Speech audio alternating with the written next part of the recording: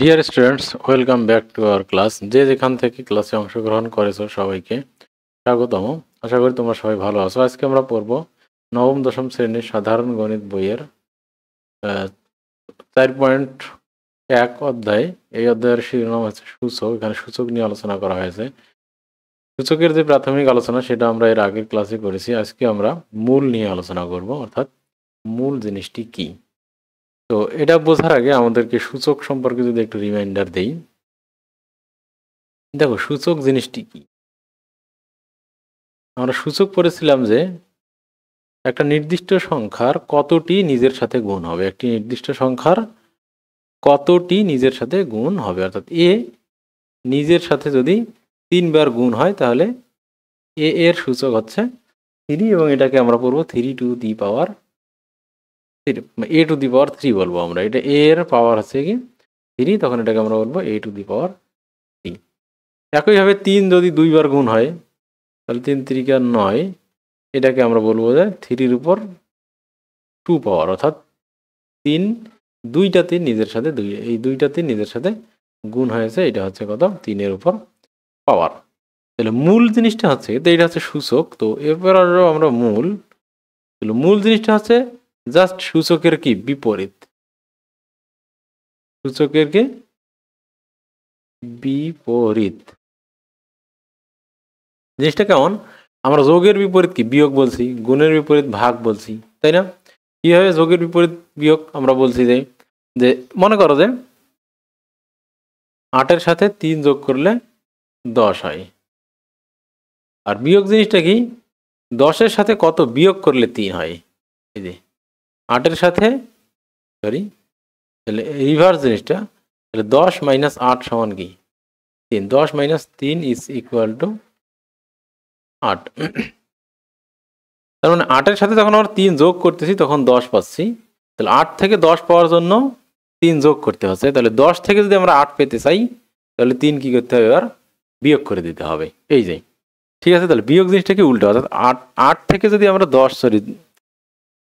3 কেন 2, 8 থেকে যদি আমরা 10 পেতে চাই, মানে 8 আছে আমরা 10 পাইতে চাই, তাহলে 2 দিয়ে যোগ করতে হবে। এবার 10 থেকে যদি আমরা 8-এ যেতে চাই তাহলে 2 বার কি করতে হবে? বিয়োগ করতে হবে। একইভাবে 8 থেকে আমরা 16 পেতে চাইলে 2 দ্বারা গুণ করতে হবে। এবার 16 থেকে যদি আমরা 8 পেতে চাই তাহলে 2 দ্বারা কি করতে হবে? ভাগ করতে হবে। অর্থাৎ এখানে আমরা যে 8-কে কত দিয়ে গুণ করলে 16 হয় এটা আছে। আর 16 থেকে যখন 8 পাবো আমরা, তাহলে 16-কে কত দিয়ে ভাগ করলে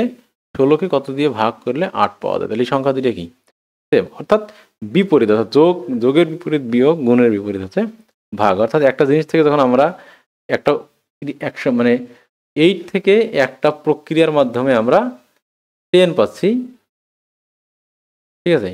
মানে 8 এবং 2 এর মাঝখানে একটা প্রক্রিয়া করে আমরা 10 পাচ্ছি। তাহলে 10-এর সাথে 8-এর বিপরীত প্রক্রিয়া করে আমরা কি পাবো? 2 পাবো। অথবা 10 থেকে মানে 8 আর 2 এর প্রক্রিয়াটা প্লাস হইলে 10 হয়, এবং 10 আর 2 এর প্রক্রিয়া 8 হলে মাইনাস হয়। অর্থাৎ এই যে রিভার্স প্রক্রিয়া, অর্থাৎ আবার পূর্বের জিনিস আমরা ব্যাক করতেছি। 2 হচ্ছে এখানে আমাদের মানে একটা এডিশনাল জিনিস, যেটার সাথে আমরা 8-এর সাথে এক ধরনের তোমার প্রক্রিয়েশন, এক ধরনের যদি আমরা অ্যাকশন করি তাহলে 10 হয়। আর ওই 2-এর সাথে যদি এই 10-এর সাথে যদি এই 2টা কি করে, এমন একটা অ্যাকশন করবে যেটা কি 8 আবার ফিরে আসবে, তাহলে এটা কি বিপরীত অ্যাকশন হইলো। এবং গুণ ভাগের ক্ষেত্রে এরকম কি আছে, একটা বিপরীত চিহ্ন আছে, প্রক্রিয়া আছে। তো ঠিক সেই রকম সূচকের ক্ষেত্রে যদি আমরা বলি, তাহলে আমরা বলতেছি কি 3-এর উপর গুণ করলে কি হচ্ছে? 2 পাওয়ার দিলে 9 হচ্ছে। তাহলে 9-এর উপর কি করলে 3 পাওয়া যাবে, তাই না? 3-এর উপর যদি 2 দেই তাহলে কি হয়? 9 হয়। তাহলে এই যে সূচক, তাহলে 9 থেকে এবার আমরা 3 পেতে চাই, তাহলে 9-এর সাথে 3-এর পাওয়ার হিসাবে যদি 2 থাকে তাহলে 9 পাওয়া যায়। তাহলে 9-এর সাথে 2-এর সম্পর্কটা কেমন হলে 3 পাওয়া যাবে? এইটাকে বলা হয় মূল। এটাকে বলা হয় কি মূল। ঠিক আছে। তাহলে 3-এর 2তম ঘাত যদি 9 হয় তাহলে 9-এর 2তম মূল হচ্ছে কি n। ঠিক আছে। তাহলে এই জিনিসটা হচ্ছে মূল। তাহলে সূচকের বিপরীতটা হচ্ছে কি মূল। তাহলে আমরা যেমন 5-এর 3তম ঘাত হচ্ছে কত 125। তাহলে 125-এর 3তম মূল, এইটাকে মূল চিহ্ন বলা হয়, রুট দিয়ে এইরকম করে 3 দেওয়া হয়, এটাকে মূল চিহ্ন দেওয়া হয়। তাহলে 3তম মূল মানে হচ্ছে কত 5। অর্থাৎ কতটি মানে তাহলে তাহলে উল্টাভাবে যদি আমরা কি করি 16-এর 2তম মূল চাই, 16-এর 2তম মূল কত, তার মানে হচ্ছে যে কোন সংখ্যাটি মানে তার মানে কোন সংখ্যার উপর 2 পাওয়ার দিলে 16 হবে, অর্থাৎ কোন সংখ্যাকে কোন সংখ্যাটি 2 বার গুণ করলে, অর্থাৎ এমন কি কোনো সংখ্যা আছে যেটার 2টি গুণ করলে 16 হবে, মানে বিষয়টা হচ্ছে এইরকম। ঠিক আছে, অর্থাৎ কোন সংখ্যার উপর 2 পাওয়ার দিলে 16 হবে, এটা হচ্ছে কি 16-এর মূল। ঠিক আছে, তাহলে আমরা জানি কি তাহলে 16-এর মূল এটাকে লেখা হয় এরকম, মানে পাওয়ারের বিপরীত হিসেবে লেখা হয় এইরকম। তাহলে সূচককে লেখা হয় কিভাবে, সূচককে লিখি কিভাবে, যে মনে করো যে আমরা যেটা পড়ছি আর কি, যে এটা ইজ ইকুয়াল টু 9, তাই না? তাহলে এবার 9-এর সাথে তাহলে 9 থেকে যদি আমরা 2 পেতে চাই, আমরা যেরকম দেখাইলাম যে 8 + 2 সমান আমরা 10 পেতে চাই, পাইলাম। এই 10 থেকে এখানে 2 কি করলে আমরা 9 পাবো, তাহলে এখানে প্লাস ছিল, এখানে আমাদের কি দিতে হবে মাইনাস দিতে হবে। এখন আমরা এই 3-এর উপর স্কোয়ার দিলে 9 পাইছি, তাহলে 9-কে কি করলে আমরা 3 পাবো, তাহলে এখানে যে পাওয়ারটা হবে এইরকম বিপরীত পাওয়ার হবে। ঠিক আছে, এটাকেই বলা হচ্ছে কি 9-এর 2তম মূল। তাহলে এটাকে যদি আমরা এবার এরকম করি, তাহলে এক্সের a-তম ঘাত, a-তম ঘাত যদি p হয়, তাহলে p-এর a-তম মূল x হবে, এটাকে আমরা এক্সপ্রেস করব এইভাবেই। তাহলে x-এর a-তম ঘাত যদি p হয়, তাহলে p-এর a-তম মূল হবে কি x, তাহলে এটাকে আমরা এইভাবে লিখব, এই মূল, এটা হচ্ছে মূলের চিহ্ন। তাহলে এটা হচ্ছে a-তম ঘাতের চিহ্ন, আর এটা হচ্ছে a-তম মূলের চিহ্ন। তাহলে মূলটাও ঘাত হিসাবেই থাকবে, তো ঘাত যেভাবে থাকবে মূল তার গুণাত্মক বিপরীত রাশি হিসাবে থাকবে। তাহলে মূল সূচক, তাহলে সূচক এবং মূল পরস্পরের কি গুণাত্মক বিপরীত, পরস্পরের কি গুণাত্মক বিপরীত, একই পজিশনে থাকবে, সুপারস্ক্রিপশন হিসেবেই থাকবে, কিন্তু সূচক যেভাবে থাকবে তার মূলটা থাকবে তার গুণাত্মক বিপরীত হিসেবে। ঠিক আছে, তাহলে এইভাবে কি হবে, তাহলে x-এর a-তম মূল যদি p হয়, তাহলে p-এর a-তম x-এর p-তম ঘাত যদি x-এর a-তম ঘাত যদি হয় p, তাহলে p-এর a-তম মূল হবে x। তাহলে a-তম মূল কততম মূল সেটাকে এইভাবে প্রকাশ করা হয়। তাহলে আমি যদি বলি যে 125-এর 3তম মূল, 125-এর 3তম মূল, তাহলে এটা কি করতে হবে, 125-এর 3তম মূল, তাহলে কি করতে হবে 125 দিয়ে 1/3 দিতে হবে। ঠিক আছে, তাহলে এটা কত হবে, তাহলে এটা হবে 5, তার কারণ এই 5-এর উপর 3তম ঘাত করলে 125 হয়। তাহলে কি এটা পরস্পরের কি বিপরীত ফাংশন, মানে বিপরীত প্রক্রিয়া পরস্পরের। তাহলে এই যে এই জিনিসটাকে আবার এইভাবেও লেখা হয়, মনে করো তাহলে x-এর 2তম ঘাত যদি আমরা করি, তাহলে 1/2, x-এর 3তম মূল, ঘাত না মূল, x-এর 3তম মূল হলে 1/3, x-এর যদি 4তম মূল চাই তাহলে x পাওয়ার 1/4। তাহলে এগুলো হচ্ছে কি মূল। তো আর x-এর 2তম ঘাত এটা, x-এর 3তম ঘাত এটা, x-এর 4তম ঘাত এটা, তাহলে এগুলো হচ্ছে ঘাত আর এগুলো হচ্ছে কি মূল।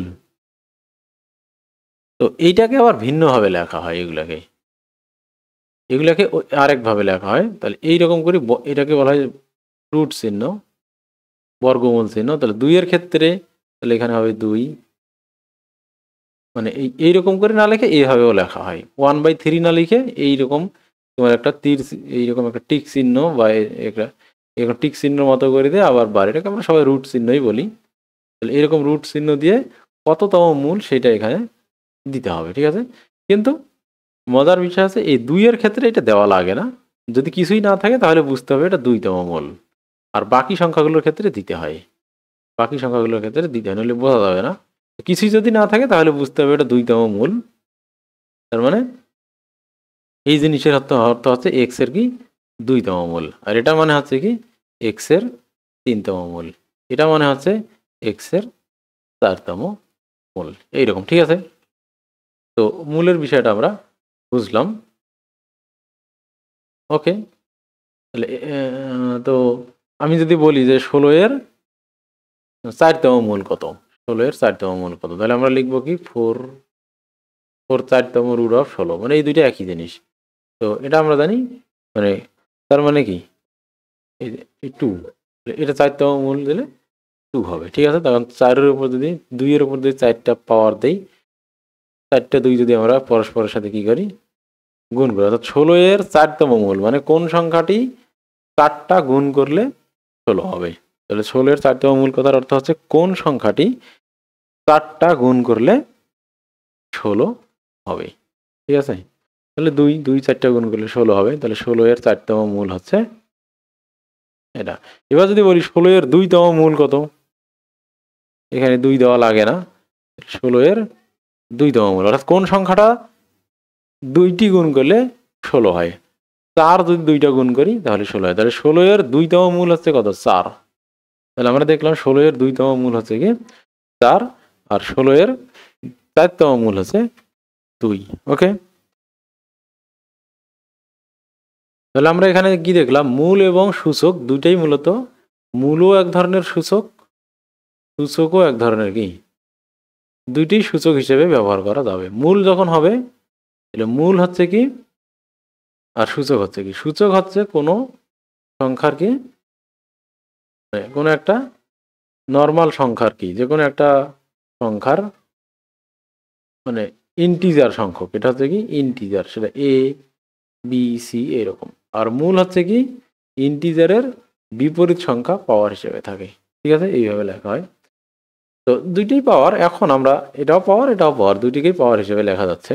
তো এটা যে পাওয়ার হবে তাহলে সূচকের জন্য যে পাওয়ার হবে, মূলের জন্য তার গুণাত্মক বিপরীত পাওয়ার হবে। ওকে, তো অপারেশনগুলোর ক্ষেত্রেও এরকম, যে আমরা যেমন একদিকে কি এক্স প্লাস এ সমান যদি বি হয়, তাহলে এখানে প্লাস আছে, ওইদিকে আমরা কি করি বি নিয়ে গিয়ে ওই অপারেশনটা কি করে দেয়, প্রক্রিয়া চিহ্নটা চেঞ্জ করে দেয়। ঠিক সেই রকম যদি এক্স স্কোয়ার সমান বি হয়, তাহলে এখানেও অপারেশন চিহ্নটা কি হয়ে যাবে, এখানে অপারেশন চিহ্নটা হচ্ছে এইটা, এখানেও অপারেটর চিহ্ন, অপারেটরটা চেঞ্জ হয়ে যাবে, তাহলে 1/2 হয়ে যাবে। ঠিক আছে, একইভাবে যদি এরকম হয়, এটা যদি 2 হয়, তাহলে অপারেশন চিহ্নটা এটা মানে মূলত হচ্ছে কি এইরকম। তো তাহলে এখানে অপারেশন চিহ্নটা কি হবে, ওইদিকে গিয়ে গুণাত্মক বিপরীত হয়ে যাবে, চেঞ্জ হয়ে যাবে। ঠিক আছে, তো এইরকম তাহলে আমরা দেখলাম কি অপারেশন চিহ্নগুলো প্লাসের ক্ষেত্রে মাইনাস, গুণের উল্টো আছে ভাগ, আর সূচকের ক্ষেত্রে অর্থাৎ সামথিং পাওয়ার এ হইলে এর বিপরীত হচ্ছে সামথিং পাওয়ার 1/a। ঠিক আছে, মানে একটা সংখ্যা এইটা হচ্ছে মূলত এরকম। ঠিক আছে, এটার জন্য আলাদা কোনো এরকম চিহ্ন নাই, ওরা নিজেরাই চিহ্ন, ওই যে উপরে থাকবে, মানে জিনিসটা হচ্ছে এ 1/a, এটাই ওর চিহ্ন। ঠিক আছে, এটাই ওর চিহ্ন। তো এই সূচক গেল। এখন কথা হচ্ছে যে কোনো কিছুর উপর সূচক যদি আমরা আমরা ধনাত্মক সূচকের বিষয়টা বুঝছি, ঋণাত্মক সূচকের বিষয়টা বুঝেছি, যেমন মূলের ক্ষেত্রে যদি ঋণাত্মক হয় তাহলে বিষয়টা কি হবে, তাহলে একইভাবে কি হবে, এটা 1/, মানে মাইনাস মানেই কি গুণাত্মক বিপরীত, এইরকম হবে। তাহলে এটা মানে এইরকম। ঠিক আছে, ওকে, 1 মানে মাইনাস আছে মানেই ওর গুণাত্মক বিপরীত, মাইনাস আছে মানে প্লাসের গুণাত্মক বিপরীত, অর্থাৎ নিচে নামবে প্লাস হয়। ওকে, এরপর সবই প্লাস, আমরা সব পাওয়ারই দেখলাম, প্লাস পাওয়ার দেখলাম, মাইনাস পাওয়ার দেখলাম, বিপরীত গুণাত্মক পাওয়ার দেখলাম, সবই দেখলাম। শুধু বাকি থাকলো একটা, যদি পাওয়ার কি হয় শূন্য হয়, এইটা নিয়ে কোনো ধরনের কথাবার্তা হয়নি। কোনো সংখ্যার পাওয়ার যদি কি হয় শূন্য হয়, অর্থাৎ ঘাত সমান যদি কি হয় শূন্য হয়, তাহলে কি হবে। ওকে, তাহলে ঘাত জিনিসটা যদি শূন্য হয় তাহলে কি হবে, এটা একটা কোশ্চেন হতে পারে। তো মনে করো এক্স এর উপর আমরা কি দিলাম, শূন্য দিলাম। এই কথার এমনিতে কিন্তু কোনো মিনিং আসলে নাই, যে শূন্যটা এক্স গুণ হবে, তাহলে শূন্যটা এক্স গুণ হবে, তাহলে এইরকম কোনো বাস্তবতা আমরা আপাত দৃষ্টিতে কি নিজের মাথায় নিয়ে আসতে পারতেছি না। বাট এটাকে একটা বিশেষ প্রক্রিয়ায় দেখানো যায়, এক্স পাওয়ার 0 মানে কি? তার মানে এক্স এর উপরে কি আছে? এই যে আমরা যে কোনো দুইটি সংখ্যার বিয়োগফল হিসেবে লিখতে পারি 0কে। তাহলে এক্স এর পাওয়ার 0 তার মানে কি? এক্স এর উপর যে কোনো দুইটি সংখ্যা কি আছে? পাওয়ারটা বিয়োগ আকারে আছে। এখন এইটাকে আমরা কি লিখতে পারি? আমরা জানি যে যখন পাওয়ার মাইনাস হয় ভাগের ক্ষেত্রে পাওয়ার কি হতো? এই যে মাইনাস হইতো। এইরকম না? X a divided by x a, এরকম কিনা? মাইনাস যেহেতু আছে তাহলে আমরা জানি কখন মাইনাস হয় পাওয়ারগুলো? পাওয়ারগুলো মাইনাস কখন হয়? যখন পাওয়ার নিচে থাকে। অথবা এটাকে আমরা এইভাবে লিখতে পারি, এক্স পাওয়ার এ আর এক্স পাওয়ার মাইনাস এ। ওই যে গুণের ক্ষেত্রে আমরা লিখেছিলাম, আমরা যোগের a m into a n সমান কি লিখছিলাম? এ এম প্লাস এন, এইভাবে লিখেছিলাম। তাহলে উল্টাভাবে এটাকে এমনি লিখতে পারবো। ঠিক আছে, তাহলে এটাকে যদি এইভাবে লিখি তাহলে এক্স এ আর এক্স এর উপর মাইনাস এ মানে আমরা জানি কি তার গুণাত্মক বিপরীত। তার কি? গুণাত্মক বিপরীত। তাহলে কি হবে? X a divided by x a. তাহলে এই দুইটা কাটা গিয়ে কি হয়েছে? 1 হচ্ছে। তার মানে আমরা দেখলাম কোনো কিছুর উপর পাওয়ার 0 মানে আসলে সেটা হচ্ছে কি একই চলকের একই ঘাত বিশিষ্ট দুটি সংখ্যার ভাগফল, অর্থাৎ 1। অর্থাৎ এক্স পাওয়ার 0 কথার অর্থ হচ্ছে এক্স এর উপর সমান ঘাত বিশিষ্ট দুটি সংখ্যার ভাগফল, অর্থাৎ 1। তাহলে এটার একটা তাৎপর্য আছে। এটার নিজস্ব কোনো মিনিং নাই, বাট এটার একটা তাৎপর্য আছে। সেই তাৎপর্যটা কি? এটা দ্বারা বোঝায় যে সংখ্যাটার উপর যে বেজের উপর ঘাত হিসেবে 0 আছে, এই অর্থটা হচ্ছে যে ওই বেজের উপর একই সংখ্যক একই সেম পাওয়ার দেওয়ার পর যা হবে তার ভাগফল। ঠিক আছে? তো অতএব এখান থেকে আমরা এইটা সূত্র হিসেবে মাথায় রাখতে পারি যে এক্স এর উপর আমরা এক্স না যে কোনো সংখ্যার উপর আমরা যদি 0 পাওয়ার দিই তাহলে দিন শেষে সেটা কি হবে? 1 হবে। তার কারণ যে কোনো সংখ্যার উপর যদি আমরা 0 পাওয়ার দিই তাহলে এটাকে আমরা কি করতে পারি? এইভাবে লিখতে পারি। এটা যেমন 1, একইভাবে যে কোনো সংখ্যার উপর সি অর্থাৎ যা কিছুই দিব না কেন ওখানে যা পাওয়ার হবে নিচেও তাই পাওয়ার হবে। ঠিক আছে, বি মাইনাস বি, এটা হবে কি? B minus b. তো এইভাবে তার যে কোনো কিছুর উপর 0 মানেই হচ্ছে কি 1। অর্থাৎ দুনিয়াতে যাই থাক না কেন পুরো পৃথিবীর উপর ওইভাবে অনেক সময় বোঝানোর চেষ্টা করে, বোঝানোর খাতিরে অনেকে জিনিসটাকে এইভাবে বলে যে যদি সারা পৃথিবী বা মহাবিশ্ব যা কিছু আছে, চাঁদ চন্দ্র সূর্য গ্রহ নক্ষত্র যাই থাক না কেন তার উপর 0 পাওয়ার দিলেই কি হয়ে যাবে? সেটা 1 হয়ে যাবে। তো এই ছিল আমাদের কি বেসিক যে সূত্রগুলো এই অধ্যায়ের, এই সূত্রগুলো আমরা দেখলাম। এটাকে যদি আমরা আরেকবার রিমাইন্ড করে দেই তাহলে x m plus x m অর্থাৎ বেস এবং সূচক দুইটাই সমান, তখন এই দুটো যোগ হয়ে যাবে 2xm হবে। অর্থাৎ তাদের চলকগুলো যোগ হয়, মানে সামনে যে সহগ আছে 1 1 1 দুইটা যোগ হয়ে যাবে। যদি বেস একই হয়, সূচক যাই হোক না কেন, সূচক আলাদা হোক আর একই হোক ওটা দেখার বিষয় না। যদি এটা গুণ হয়, গুণ হিসেবে থাকে, তখন সূচকগুলো যোগ হয়, আর যদি ভাগ হিসেবে থাকে তাহলে এখানে সূচকগুলো বিয়োগ হয়। ঠিক আছে, আর সূচকের ডিস্ট্রিবিউশন পড়েছি আমরা, এ বি এর উপর যদি এন হয় তাহলে আমরা পড়েছি a n b n. A divided by b এর উপর যদি এন হয় তাহলে আমরা পড়েছি a n divided by b n. আবার এখন আমরা বললাম যে কোনো কিছুর উপর 0 মানে হচ্ছে 1। আর আরেকটা জিনিস পড়লাম, যদি এ এক্স পাওয়ার এ সমান বি হয় তাহলে আমরা লিখতে পারবো এক্স সমান, তাহলে উল্টা দিকে এই সূচকটা যখন সমান চিহ্নের অন্য দিকে যাবে, এটা সমীকরণের নিয়ম। তাহলে এক্স সমান হয় বি পাওয়ার এর বিপরীত পাওয়ার, এটাকে আবার আমরা এইভাবে লিখতে পারবো। ঠিক আছে, এই দুইভাবেই লেখা যাবে, এই দুইটা একই জিনিস। তাহলে এখান থেকে আমরা এটা লিখতে পারবো, যদি এটা সমান এটা হয় তাহলে এটা সমান হবে এটা। অর্থাৎ এক্স এর এতম ঘাত যদি সংখ্যা এতম ঘাত যদি হয়, এতম এতম ইয়া যদি হয় তোমার বি, তাহলে বি এর এতম মূল হবে এক্স। ঠিক আছে, ওকে। তো এখন আমরা বইয়ের অঙ্কে চলে যেতে পারি। এই সূত্রগুলো যদি আমরা মাথায় রাখতে পারি তাহলে এই সূত্রগুলোকে ব্যবহার করে আমরা বইয়ের অঙ্কগুলো করতে পারবো।